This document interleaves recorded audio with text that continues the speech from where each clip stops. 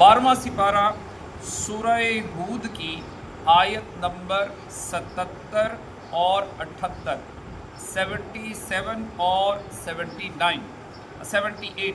अल्लाह रब्बुल इज़्ज़त का फरमाने आली शान है, वलम्मा जाअत रुसुलुना लूता, और जब लूत के पास हमारे फरिश्ते आए, सीआ बिहिम, उसे उनका गम हुआ, वदाक़ बिहिम ज़रआ, और उनके सबब दिल तंग हुआ, वक़ाल, और फरमाया, हाज़ा यौमुन असीब, ये बड़ी सख्ती का दिन है।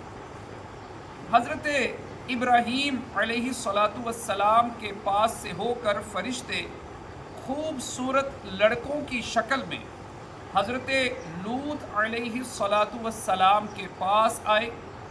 हज़रत लूत अलैहिस्सलातु वस्सलाम ने जब उनकी हैत और हुस्नो जमाल को देखा तो कौम की खबासत और बदअमली का ख़याल करके आप अलैहिस्सलातु वस्सलाम उन खूबसूरत लड़कों की वजह से गमगीन हुए और उनका दिल तंग हुआ, क्योंकि एक तो वो मेहमान थे और दूसरे वो इंतहाई खूबसूरत थे।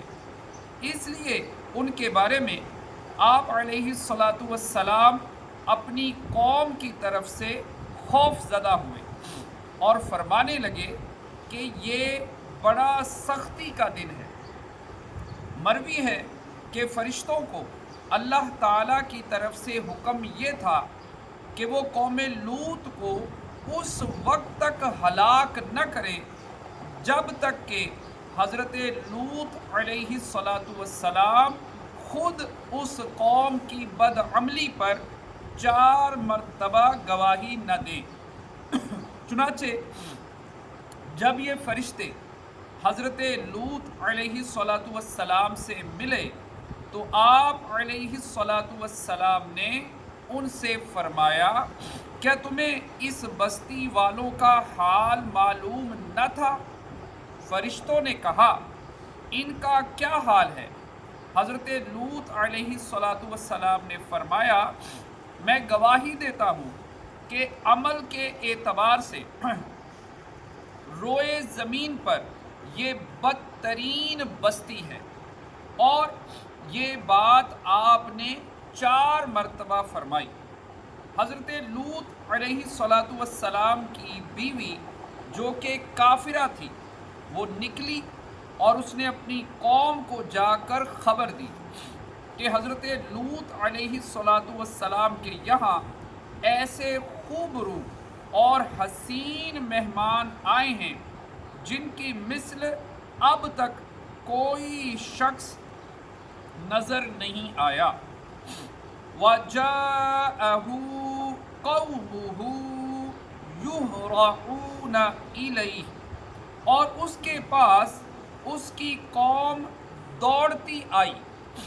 वमिन क़ब्लु कानू यअमलून सय्यिआत, और उन्हें आगे ही से बुरे कामों की आदत पड़ी थी। क़ाला, कहा, या कौम, ए कौम, हाउलाई बनाती, ये मेरी कौम की बेटियां हैं। हुन्ना अत्हरु लकुम, ये तुम्हारे लिए सुथरी हैं।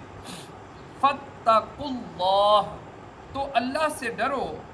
वला तुख़्ज़ूनी फ़ी ज़ैफ़ी, और मुझे मेरे मेहमानों में रुसवा न करो। अलैसा मिनकुम रजुलुर रशीद, क्या तुम में एक आदमी भी नेक चलन नहीं? हज़रत लूत अलैहिस्सलातु वस्सलाम اپنے مہمانوں کے ساتھ گھر ہی میں تھے کہ آپ کی قوم کے لوگ آپ کے مہمانوں کے ساتھ بے حیائی کا کام کرنے کی غرض سے دوڑتے ہوئے آئے۔ وہ لوگ اس سے پہلے ہی برے کاموں کے عادی تھے اور شرم و حیا سے بالکل عاری ہو چکے تھے۔ انہیں دیکھ کر حضرت لوط علیہ السلام نے اپنی قوم سے فرمایا، اے میری قوم، یہ جو میری قوم کی بیٹیاں ہیں، عورتیں ہیں، یہ تمہارے لیے نکاح کی صورت میں پاکیزہ ہیں، تو تم اپنی بیویوں کے پاس جاؤ، وہ تمہارے لیے حلال ہیں۔ حضرت لوط علیہ السلام نے ان کی عورتوں کو جو قوم کی بیٹیاں کہا تھا، بزرگانہ شفقت سے اپنی بیٹیاں فرمایا تاکہ اس حسن اخلاق سے وہ فائدہ اٹھائیں اور غیرت و حمیت سیکھیں۔ حضرت لوط علیہ السلام نے مزید فرمایا کہ اللہ تعالیٰ سے ڈرو اور اپنے کفر و شرک سے باز آ جاؤ اور میرے مہمانوں سے کوئی برا فعل سر انجام نہ کرو اور مجھے ان کے سامنے شرمندہ مت کرو۔